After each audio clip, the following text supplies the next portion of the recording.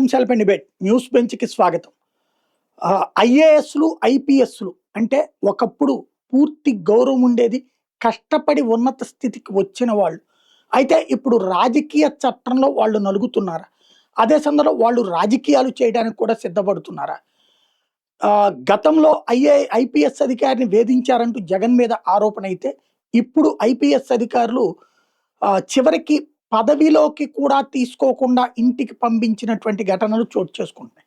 తాజాగా పివి సునీల్ కుమార్ ఎవరైతే ఐపీఎస్ అధికారిగా డీజీ ర్యాంక్ అధికారి రిటైర్మెంట్ రోజునకు కూడా ఎలాంటి అవకాశం ఇవ్వకుండా పంపించినటువంటి పరిస్థితి ఉంది. ఇప్పుడు రిటైర్మెంట్ అయిన తర్వాత తొలిసారిగా మనతో మాట్లాడే ప్రయత్నం చేస్తున్నారు. వారితో ఒకసారి మాట్లాడదాం. నమస్తే అండి. నమస్కారం అండి. మీకు జరిగిందంటే మీ రిటైర్మెంట్ పరంగా అప్పట్లో ఏబి వెంకటేశ్వరరావు గారికి చివరి రోజున పోస్టింగ్ ఇచ్చారు, మొన్న శ్రీలక్ష్మి గారికి కూడా చివరి రోజున పోస్టింగ్ ఇచ్చారు రాజకీయ వేధింపుల మధ్యన. మీరు అలాంటి పరిస్థితి ఎందుకు నోచుకోలేకపోయారు? కారణం ఏమనుకుంటున్నారు? దీన్ని మనం ఇంత చిన్న ఇష్యూగా మనం చూడాల్సిన అవసరం లేదు. నేను మూలల్లోకి వెళ్ళాలి. మనం అంటే ఈ రోజున దురదృష్టవశాత్తు పరిస్థితి ఎలా ఉంది అని అంటే, ఈ రఘురామకృష్ణరాజు గారు ప్రభుత్వానికి ఎజెండా సెట్ చేస్తున్నారు. ఆయన ఏ ఎజెండా అయితే సెట్ చేస్తారో ఆ ఎజెండా ప్రకారం ప్రభుత్వం పోవాల్సిన పరిస్థితి ఆయన సృష్టిస్తున్నారు. దీనివల్ల లాభం ఎవరికి, నష్టం ఎవరికి అనేది ఎవరికి వాళ్ళు నిర్ణయించుకోవాలి. అంటే మీ రిటైర్మెంట్ దాంట్లో ఆయన జోక్యం ఉందా? ఉందండి, మొత్తం ఉంది. నేను మీకు అదే చెప్తాను. అంటే ఈ రిటైర్మెంట్ తర్వాత పడే పిటిషన్ మీద కూడా ఆయన ఇది ఉందండి.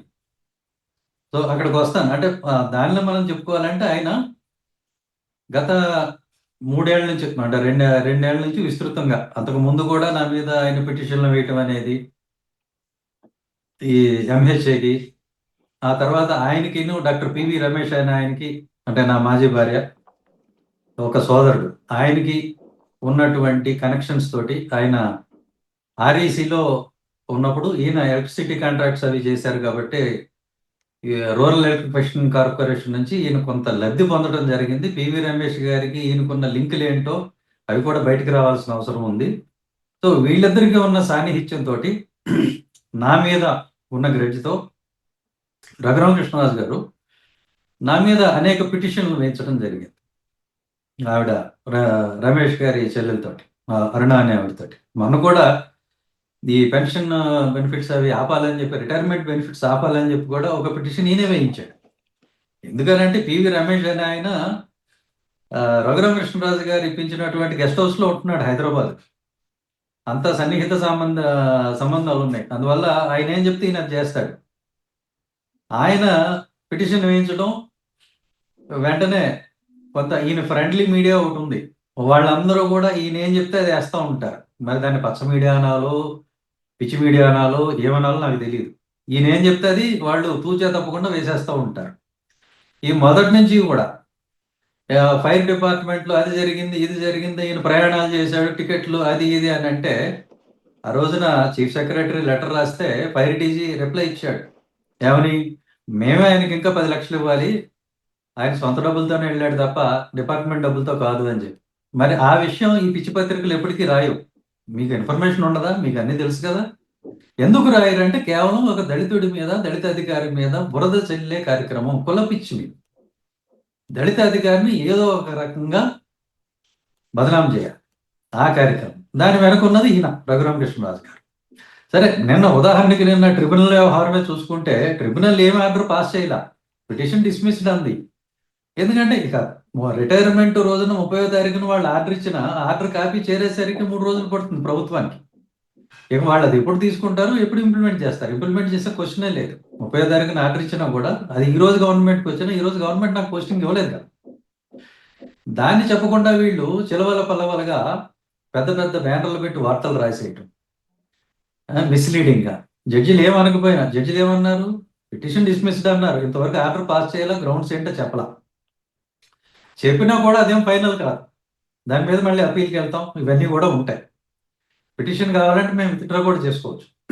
ఇందులో ఇంకా అన్యూజువల్ థింగ్ ఏంటంటే, ఎప్పుడు కూడా ఈ క్యాట్ పిటిషన్ ఈ ట్రిబ్యునల్ ముందు ఆ గవర్నమెంట్ లీడర్ చిన్న ఆయన ఎవరో వచ్చి వాదనలు వినిపిస్తాడు తప్ప ఒక అడ్వకేట్ జనరల్ స్థాయి వ్యక్తి వచ్చి వాదనలు వినిపించడు. ఇదంతా కూడా రఘురామకృష్ణరాజు గారి ప్రభావం అంటానికి ఎలాంటి సందేహం కూడా లేదు. రఘురామకృష్ణరాజు అనే ఆయన ఏంటి అని అంటే బేసిక్గా ఈయన క్రిమినల్ నేచర్ ఉన్న వ్యక్తి. ఆల్రెడీ సిబిఐ 2 ఛార్జ్ షీట్లు వేసింది. నేనేం బేస్లెస్గా మాట్లాడటం లేదు. ఈయన క్రిమినల్ రికార్డు ఉన్న వ్యక్తి, క్రిమినల్ బెంట్ ఆఫ్ మైండ్తోనే పనిచేస్తాడు. లోన్ తీసుకునేటప్పుడే దాన్ని ఎలా ఎగ్గొట్టాలని చూస్తాడు. ఆ తర్వాత లోన్ ఎగ్గొట్టిన విషయం నుంచి రక్షణ కోసం ఎంపీగా పోటీ చేస్తాడు, ఎమ్మెల్యేగా పోటీ చేస్తాడు. ఇవన్నీ కూడా ఒక ప్రీ డిటర్మిన్ మైండ్తో ఆయన చేసేవి. ఆయన స్కీమ్ ఏంటనేది ఆయనకే తెలుసు, వేరే ఎవరికి కూడా తెలియదు. ఈరోజు ఇంత అల్లరి ఆయన చేస్తున్నాడు అంటే ఆ కేసుల విషయం డిస్కషన్ కాకుండా ఆయన చేస్తున్నాడు. అదేవిధంగా ఆయన ప్లాన్ ఆఫ్ యాక్షన్ ఎలా ఉంటుందో మీకు చెప్పాలి అని అంటే సాయి గారు చెప్పండి. యా, ఆయన ప్లాన్ ఆఫ్ యాక్షన్ ఎలా ఉంటుంది అని అంటే ఎంత డీప్గా ఉంటుందో మీకు చెప్తాను. ఈయన ముందుగా క్రైస్తవుల్ని రెచ్చగొట్టే ప్రకటనలు చేస్తాడు. మనం అక్కడికి వెళ్దాం. అక్కడికి వెళ్లే ముందు ఒక్కసారి ఈ కాన్సెప్ట్ గురించి మాట్లాడదాం. మీ రిటైర్మెంట్ అక్కడికి వస్తాను. ఓకే, ఆ టాపిక్ దగ్గరికి వెళ్లే ముందు ఒక్క పాయింట్ ఏంటంటే రఘురామకృష్ణ రైట్ చేసేది ప్రతిసారి కూడా తనని తీవ్రంగా కొట్టి హింసించి చంపబోయారు. జగన్ ఇంటి దగ్గర కూర్చుని చూడటానికి వీడియోలు, అట్లాగే మీరు ప్లస్ ఆయన వేరే చోట నుంచి చూశారు అన్నది, అందుకే మీ మీద కక్ష అన్నది ప్రధానంగా ఆయన కక్షని కూడా అనరు, దానికి తగిన బుద్ధి చెప్తున్నానన్న వాదననే పదే పదే తీసుకుని వస్తారు ఆయన. సునీల్ నాయక్, సునీల్ కుమార్ ఈ ఇద్దరికి ఖచ్చితంగా దేవుడు శిక్షిస్తాడు అన్న పదం తాజాగా కూడా మాట్లాడుతూ వచ్చారు. ఆయన తాజాగా మాట్లాడింది ఇంకోటి కూడా మీరు గమనించాలి. ఏమన్నారు ఆయన? జగన్ గారికి నాకు ఏమి కమ్యూనికేషన్ గ్యాప్ ఉంది తప్ప ఇంకేమీ లేదు అన్నాడు ఈ మధ్య తాజా ఇంటర్వ్యూలో. వైసీపీ నాయకులు నాతో టచ్లోనే ఉన్నారు, వాళ్ళతో నాకు సంబంధాలు ఉన్నాయి. వాళ్ళకి వైసీపీకి నాకు, జగన్ గారికి నాకు ఉన్నది కేవలం కమ్యూనికేషన్ గ్యాప్ అని అన్నట్టు. అంటే ఈయన చాలా తెలివైన వాడండి. ఈయన ఏంటంటే గతంలో జగన్ గారు ఓడిపోతున్నారు అనే విషయం తెలిసి ఈయన కూటమిలో టికెట్ కోసం ప్రయత్నం చేసి చివరికి తన అధికారాన్ని కాపాడుకున్నారు. మరి ఈ రోజున్న పరిస్థితి చూసి ఆయనకు అనిపించిందేమో కూటమి మళ్ళీ అధికారంలోకి రాదు, జగన్ గారు వస్తారని మళ్ళీ ఆయన మచ్చిక చేసుకునేటువంటి మాటలు మాట్లాడాడు. అది కూడా మీరు గమనించాలి. ఓకే, సో ఆయన గుడ్డిగా సమర్థిస్తున్న వాళ్ళు, ఆయన ఇచ్చే మ్యాండేట్ని గుడ్డిగా ఫాలో అవుతున్నటువంటి వాళ్ళు కూడా అందరూ కూడా ఆలోచించుకోవాలి. ఆయన ఏ డైరెక్షన్లో మిమ్మల్ని తీసుకెళ్తున్నాడు, దీనివల్ల మీకు లాభమా నష్టమా అనేది.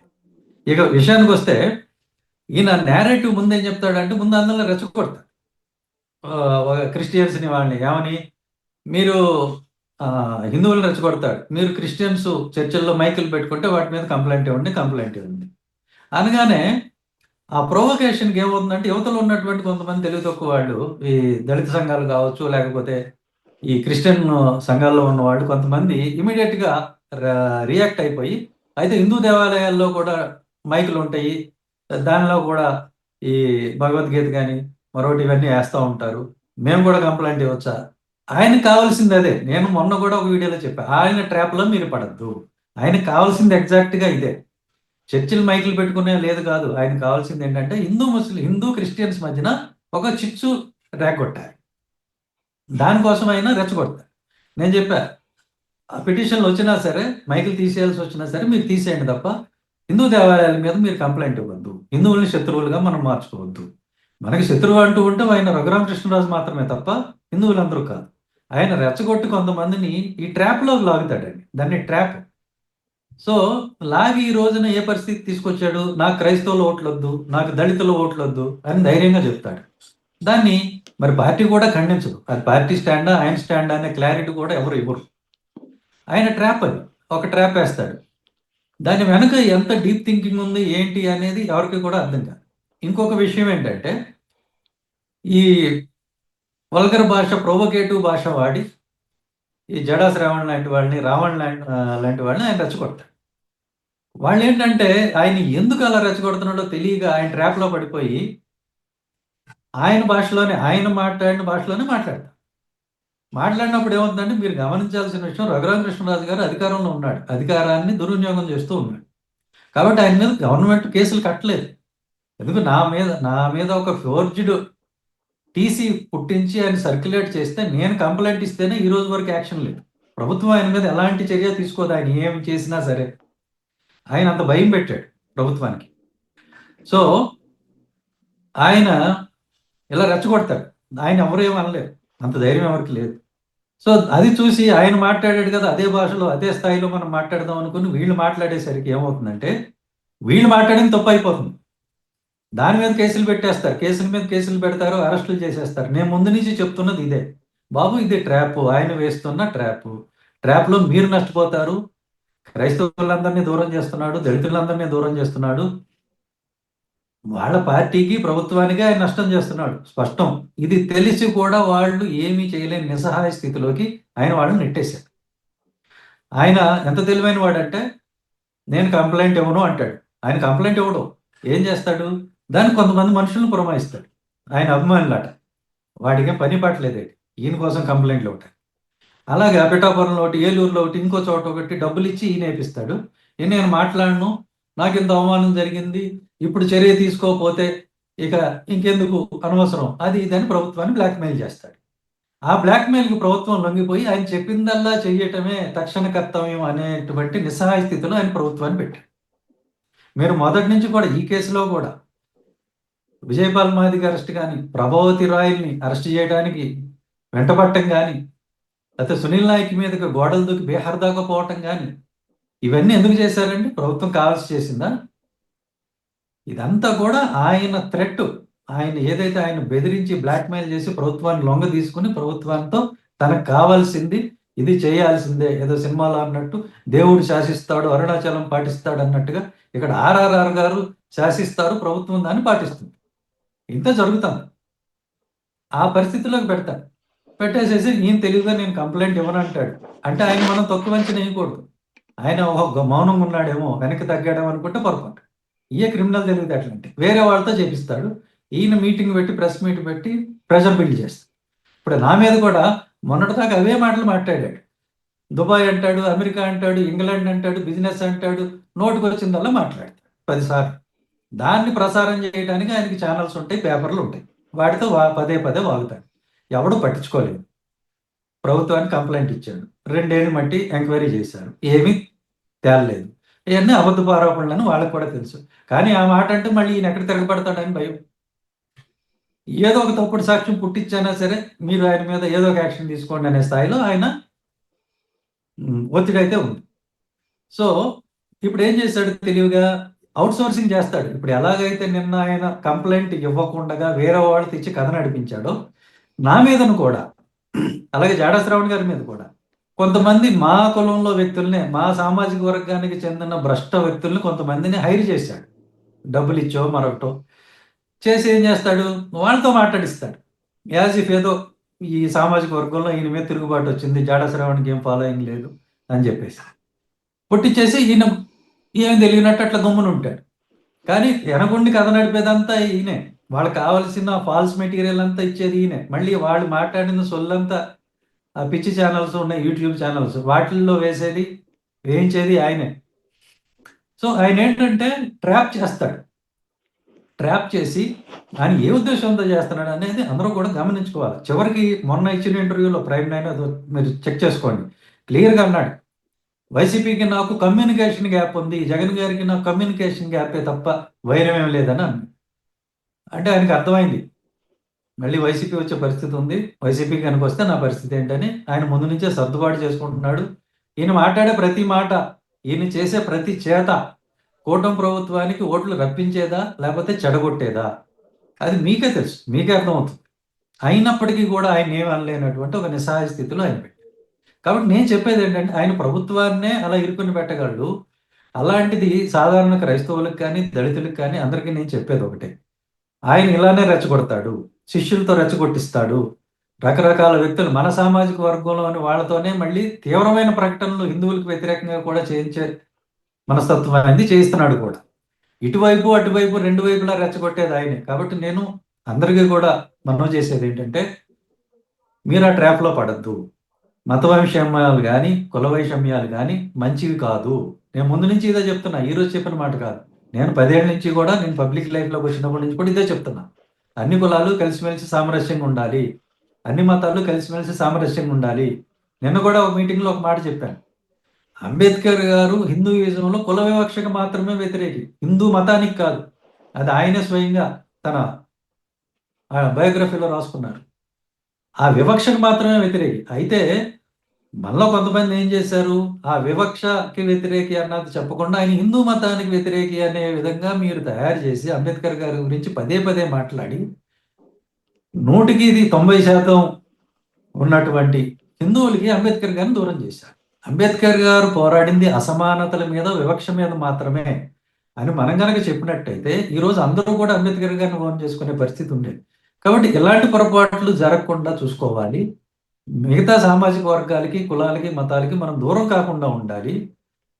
ఇలాంటి వ్యక్తులు రఘురామకృష్ణరాజు గారు లాంటి వ్యక్తులు పొద్దున్న లెగిసిన దగ్గర నుంచి ఈ కులాల్ని, మతాల్ని ఎలా విడగొట్టాలా, ఎలా చిచ్చుపెట్టాలా అనేటువంటి ఏకైక ఎజెండాతో పనిచేస్తూ ఉంటారు. దురదృష్టవశాత్తు ఆయన ఈరోజు అధికారంలో ఉన్నాడు. అంతేకాకుండా బ్లాక్‌మెయిల్ చేసి ప్రభుత్వాన్ని లొంగదీసుకునేటువంటి పొజిషన్‌లో ఉన్నాడు. కాబట్టి ఆయన ఏమైనా చేస్తాడు. డబ్బులున్నాయి, కోర్టులో పిటిషన్‌లు వేయిస్తాడు, పెద్ద పెద్ద లాయర్‌లను తెప్పిస్తాడు, ఆర్డర్‌లు తెప్పిస్తాడు. ఇవన్నీ చేస్తాడు. కానీ జాగ్రత్తగా ఉండాల్సింది మాత్రం ప్రజలే. రాజకీయ పార్టీలు సరే, వాళ్ళు అనుభవిస్తారు. రేపు ఎలక్షన్‌లు వచ్చినప్పుడు చేసే చర్యలకి ప్రజలే సమాధానం చెబుతారు. కాబట్టి వాళ్ళ గురించి మనం మాట్లాడుకోవాల్సిన అవసరం లేదు. ప్రజలు మాత్రం పర్మనెంట్‌గా ఉండేది ప్రజలు కాబట్టి, ఈ కులాలు, మతాలు అందరూ కూడా కలిసి ఉండాలి కాబట్టి, నేను వాళ్ళకి విజ్ఞప్తి చేసేది ఏంటంటే, ఇలాంటి వ్యక్తులతో ప్రమాదకరం, చాలా ప్రమాదకరం. నేను జాడా శ్రావణ్ గారు లాంటి సోదరులకి కూడా, రావణ్ గారికి వీళ్ళందరికీ కూడా చెప్తున్నా. ఆయన వేసే ట్రాప్‌లో మీరు పడకండి. నేను ముందు నుంచే చెప్తున్నా. జాగ్రత్తగా గమనించుకోండి. ఇది ఆయన ట్రాప్ వేసి సక్సెస్ అయ్యాడు. మిమ్మల్ని రెచ్చగొట్టాడు. మీరు మాట్లాడింది తప్పవుపోయినా నేను ఆయన మాట్లాడింది తప్పైతే మీరు మాట్లాడింది తప్పే. ఆయన మాట్లాడింది తప్పు కాకపోతే మీరు మాట్లాడింది కూడా తప్పు కాదు. సో, దాని మీద ఇంకా చర్చ అక్కర్లేదు. కానీ ఆయన మీద కేసులు కట్టలేరు. ఆయన మీద చర్య తీసుకోలేరు. మీ మీద చర్య తీసుకుంటారు. ఆయన మీద మాట్లాడిన వాళ్ళ మీద చర్య తీసుకుంటారు. వాడు క్రిస్టియన్ అయినా, దళిత అయినా, ఏమైనా సరే లెక్క చేసే పరిస్థితుల్లో ప్రభుత్వం లేదు. కాబట్టి మీరు జాగ్రత్తగా ఉండండి. ఆయన కుట్రల్ని తిప్పికొట్టండి. ఇదే నేను చెప్పేది. Thank you. రైట్. అంటే ఇక్కడ ఒక చిన్న పాయింట్. రఘురామకృష్ణరాజుని కవ్వించింది, అక్కడున్న గుడి గురించి ప్రస్తావించింది, పత్రికలో సాక్షిలో వచ్చిన వార్త. ఆ తర్వాత అక్కడికి వెళ్తే గుడిలోకి వెళ్ళనీయకుండా అడ్డుకున్నటువంటి ఉదంతంతో ప్రారంభమై చివరికి ఆ గుడిని కట్టకుండా అడ్డుకున్నది జడశ్రవణ అయితే, దళిత క్రైస్తవులు ఒరిజినల్ దళితులు ఎట్లా అవుతారు అన్న పాయింట్ రైజ్ కావడానికి కారణమైంది అది. ఆ తర్వాతన దళిత క్రైస్తవ శంకారావం అని పెట్టి దళిత క్రైస్తవుల రిజర్వేషన్ అన్న పాయింట్ల వైపు తీసుకొచ్చింది ఇటు. అంటే రైట్. రఘురామకృష్ణరాజుని సాయి గారు చెడగొట్టే మీ కుట్రతో అబ్జర్వేషన్ అది కథిదంతా జరిగింది. మీ అబ్జర్వేషన్ అది నేను దాంతో ఏకీపించను. ఎందుకనంటే అటువైపు, ఇటువైపు కూడా 2 వైపులా ఆడేది ఆయనే. అంటే జాడ శ్రావణ్ గారి గురించి నేను అంటలా. అక్కడ ఆయన ఆ సాక్షిలో వార్త రాయించింది ఆయనే. అక్కడికి వెళ్ళింది ఆయనే. కొంతమందిని మీరిలా చెయ్యండి అని చెప్పి తప్పుదోవ పట్టించి రెచ్చగొట్టింది ఆయనే. 2 వైపులా ఆడింది ఆయనే. అది మ్యాచ్ ఫిక్సింగ్. సాక్షి అక్కడున్న వాళ్ళు ఎట్లా కలుస్తారండి అవన్నీ? నిజంగా పెద్దపేట వాసులు ఎవరు కూడా ఆయన మీద దాడి చేయలేదు. దాడికి ప్రయత్నించలేదు. ఇది కొంతమందిని జనాల్ని వెంట వేసుకుని వెళ్ళి ఆయన వాళ్ళని రెచ్చగొట్టి వాళ్ళు ఏమి చేయకపోతే వాళ్ళు చాలా రిస్ట్రెయింట్‌గా ఉన్నారు. ఈయన సిగ్నల్ ఇచ్చేసి కారెక్కేసి వెళ్ళిపోయి అక్కడ ఉన్న వాళ్ళతో దాడి చేయించాడు. ఇదన్నీ కూడా వాస్తవాలు. అక్కడ పెద్దపేట వాళ్ళది ఏం తప్పు లేదు. కానీ రెండు వైపులా ఆడింది ఈయనే. వాళ్ళని రెచ్చగొట్టింది ఈయనే, వార్త రాయించింది ఈయనే. అదే నేను చెప్తుంది. ఆయన ఎవరి ఊహలకి అందడండి. మీరు అనుకున్నంత సింపుల్‌గా ఉండదు. ఆయన పన్నిన ట్రాప్‌లోకి జాడ శ్రావణ్ గారు నడిచి వెళ్ళిపోయారు. ఆయన పన్నిన ట్రాప్‌లో ఈరోజు ప్రభుత్వం కూడా పడింది. అది నేను చెప్తున్నది. అంత సింపుల్‌గా ఉండదండి ఆయనతోటి. అంటే మీరు చివరికి చర్చల ఏమంటున్నాడు ఈ విషయం రోజుని? చూడండి ఆ ఇంటర్వ్యూ చూడండి. ఏమంటున్నాడు? వైసీపీతో నా కమ్యూనికేషన్ గ్యాప్ మాత్రమే ఉంది. జగన్ గారితో నా కమ్యూనికేషన్ గ్యాప్ మాత్రమే ఉంది. వైరం లేదు. అంటే మీతో మాకు వైరం ఉందా? ఇదండి. అంటే ఓకే. Thank you. మీరందరూ వైసీపీ తరపున పనిచేస్తూ ఆయన్ని దెబ్బతీశారని కదా ఆయన ఫీలింగ్ అంతా కూడా. ఆయన అదేనండి. ప్రధాన ఆ వైసీపీతోనే ఆయనకు వైరం లేనప్పుడు నాతో ఎందుకు వైరం ఉండాలండి? ఆయన తాజా ఇంటర్వ్యూ చూడండి. కామెంట్ చూడండి. అంటే మీరు కమ్యూనికేషన్ గ్యాప్ ఆయన క్రియేట్ చేసినట్టే. మాట్లాడేది మీరు దానికి ఏం విలువ ఇవ్వకండి. ఆయన ఆయన చెప్పేది ఒకటి ఉంటుంది, చేసేది ఒకటి ఉంటుంది, ఆలోచించేది ఒకటి ఉంటుంది. ఆయన మీకు అంత అమాయకుడేం కాదండి. రైట్. అంటే ఇంకొకటి మీరు అన్నారు, ఈ చర్చిలు మైకులకు సంబంధించి. అనుమతి లేకుండా కట్టే చర్చిలు, ఆ చర్చిలకు పెట్టే మైకుల మీదే కదా ఆయన మాట్లాడింది. అనుమతి తీసుకుని పెట్టుకోండి అంటున్నారు ఆయన. అవన్నీ పైకి చెప్తాడండి. అనుమతి తీసుకోండి, అనుమతి తీసుకోవద్దు. ఎవడికి తెలుసండి అనుమతి తీసుకున్నారని అక్కడ ఏమన్నా బోర్డు కడతారా? అదంతా ఏముండదండి. ఆయన కావాలని రెచ్చగొడుతున్నాడు అంతే. రైట్. అంటే మరి ఆ రాష్ట్రంలో మాట ఈ ఆయన నిజంగా అనుమతులకి, చట్టానికి బోధించే వ్యక్తి అయితే హిందూ దేవాలయాల గురించి కూడా మాట్లాడాలిగా, అది మాట్లాడు. హిందూ ఎందుకు దేవాలయాల్లో కూడా ఆయనకు అనుమతి కావాల్సింది లేకపోతే ఏంటంటే ఎవరు ఒప్పుకోరు క్రైస్తవులు కదా. ఈయన అటాక్ చేస్తాడు. క్రైస్తవులు అని చెప్పుకున్న కొంతమందితో ఈయన అటాక్ చేయించుకుంటాడు. ఇద్దరూ కలిసి మొత్తానికి ఈ హిందూ క్రైస్తవుల మధ్యన ఒక చిచ్చు పెట్టాలనేటువంటి ప్రయత్నం చేస్తాం. అది ఆయన రైట్. మీరు అనుకున్నంత సింపుల్ గా దొరికే మనిషి కాదండి. అదే నేను చెప్తున్నాను. నేను ముందు నుంచి చెప్తున్నది ఇదే నేరేషన్. ఆయన నా మీద ఒక పనికిమాలిన అభియోగాలు చేస్తూనే ఉన్నాడు. ఎవడు పట్టించుకోపోయేసరికి మా సామాజిక వర్గంలోనే కొంతమందిని హైర్ చేసి తయారు చేసి పెట్టాడు. వాళ్ళతో మాట్లాడిస్తాడు. మీకు అంత తేలిగ్గా చిక్కడాలి. అంటే అది వాళ్ళని అవమానించినట్టు అవ్వదా? వాళ్ళు హైర్ అయిపోయి ఇట్లా మాట్లాడతారు అనుకుంటున్నారు మీరు? వాళ్ళు మీరు దళిత క్రైస్తవ అనే కాన్సెప్ట్‌తో ఒరిజినల్ దళితులు మాట్లాడుతున్నట్టు అవ్వదా అది? నేను దళిత క్రైస్తవ కాన్సెప్ట్‌ని నేను సమర్థిస్తున్నా. నేను దళిత క్రైస్తవులు అనే దానికి మద్దతుగా నేను కూడా వెళ్ళాను. మీరు గమనించండి. సమర్థించడం వేరు, ఈ రెచ్చగొట్టే వ్యాఖ్యలు చేయటం వేరు. మీరు ఆ గీత మర్చిపోతున్నారు. నేను ఇది కాదు అంటోంది. ఇప్పుడు మిమ్మల్ని విమర్శించుతున్న దళిత వాళ్ళు క్రైస్తవుల హక్కుల కోసం పోరాటం వేరును, దళిత క్రైస్తవులమని చెప్పుకుంటూ హిందువుల మీద దుర్భాషలాడటం వేరు. ఆ! రైట్. అది వాళ్ళది ఓకే. నేనంటోంది నేను ఇప్పుడు మిమ్మల్ని మాట్లాడేది విమర్శిస్తున్న దళిత నేను సంఘాల మాట్లాడేది వాళ్ళు. అలా దుర్భాషలాడే వాళ్ళ గురించి. నా మీద ఓకే. దుర్భాషలాడించాడు కొంతమందితోటి. హ్మ్. వాళ్ళని నా మీరు మీద హైర్ దుర్భాషలాడించాడు. చేశారంటున్నారు. వాళ్ళు హైర్ ఎందుకు వినండి, అవుతారు? నా ఇలాగే మీద ఓపెన్‌గా దుర్భాషలాడించాడు. మాట్లాడుండొచ్చు కదా ఆయన అంటున్నా. ఆయన వినండి, ఆయన చాలా మంది దళిత నాయకుల్ని పిలిచి నా మీద మాట్లాడించాలని చూశాడు. అందరూ ఆయనకు లొంగలేదే. కొంతమంది వాల్యూస్ లేని వ్యక్తులు కొంతమంది ఉంటారు. చీప్‌స్టర్స్ వాళ్ళు లొంగుతారు. కొంతమంది ఏంటంటే భావావేశాలకు లొంగిపోయి, ఈయన ప్రొవొకేషన్‌కి లొంగిపోయి మాట్లాడేవాళ్ళు ఉంటారు రెచ్చిపోయి. వాళ్ళు ఆయన ట్రాప్‌లోకి వెళ్తున్నారు. కొంతమంది ఆయన ట్రాప్‌లోకి వెళ్తున్నారు. కొంతమంది ఈయన హైర్ చేసి మాట్లాడిస్తున్నాడు. కాబట్టి ఎవరెందుకు మాట్లాడుతున్నారు అనేది మనం డిస్టింగ్విష్ చేసుకోవాలి. ఏది ఏమైనప్పటికీ మీరు భావావేశాలకు లొంగిపోయే వ్యక్తులకు మాత్రమే చెప్తున్నాం. మీరు పొరపాటున కూడా ఆయన ట్రాప్‌లోకి పడొద్దండి అని. హైర్ చేసుకున్న వ్యక్తులు ఎవరైతే ఉన్నారో వాళ్ళు మనం చెప్పినా వినరండి. వాళ్ళ పని వాళ్ళు చేస్తారు. హిందువులను దుర్భాషలాడతారు, రెచ్చగొడతారు, ఈ వైషమ్యాలు పెరిగేలాగా చేస్తారు. ఇదంతా ఆయన చేస్తున్న పని. రైట్. ఫైనల్‌గా ఒకటి చెప్పండి. మీ అందరూ అమ్ముడు తదుపరి పోయారని నేను అనలేదు. అందరూ హ్మ్. అమ్ముడు పోయారని నేను అంటున్నా. అంటే చాలా మంది మిమ్మల్ని అమాయకంగా ఆయన విమర్శించితే ట్రాప్‌లోకి అమ్ముడు వెళ్ళిపోయారు. పోయినట్టు ఇప్పుడు అంటారా? బేల శ్రావణు అమాయకంగా ఆయన ట్రాప్‌లోకి వెళ్ళిపోయాడు. ప్రశ్న రావణ్ ఆయన ట్రాప్‌లోకి వెళ్ళిపోయాడు. వీళ్ళంతా ఆయన ట్రాప్‌లోకి పడిపోయినోళ్ళే. వాళ్ళే వీళ్ళు హైర్ ట్రాప్ అవ్వరు. చేస్తున్నారని కూడా వేరే అనుకోవచ్చు వాళ్ళు, కదా. వేరే వాళ్ళు రైట్. కొంతమందిని అట్లా చేస్తాడని నేను చెప్తున్నా. ఫైనల్‌గా ఒకటి చెప్పండి. Next me action ఏముండబోతుంది?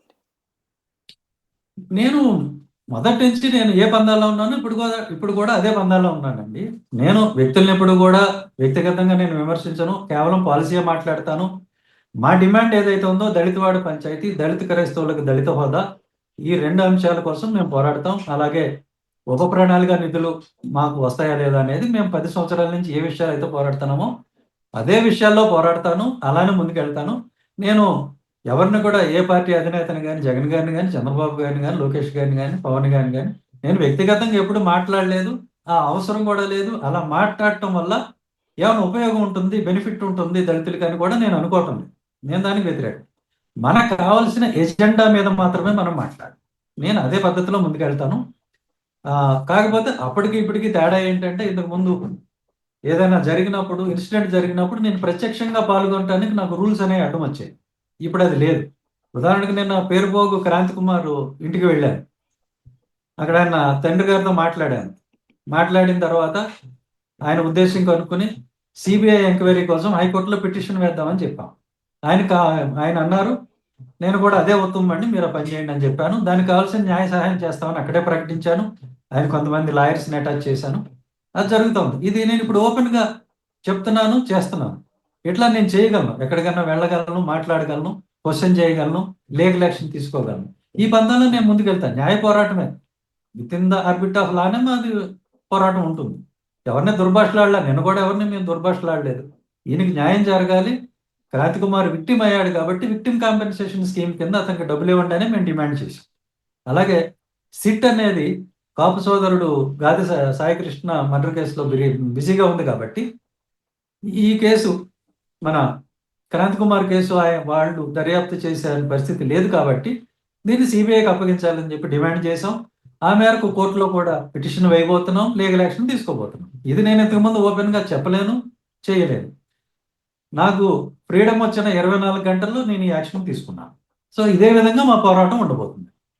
Right, thank you, అంటే థ్యాంక్ యూ. కేవలం దళితులనే కాదు, మాలమాదిగానే కాదు, కాపనే కాదు, ఎవరికైనా సరే, ఎవరికి ఎక్కడైనా సరే ఏ రకమైన అన్యాయం జరిగినా కూడా అంబేద్కర్స్ ఇండియా మిషన్ కానీ నేను కానీ ఖచ్చితంగా అండగా ఉంటాం.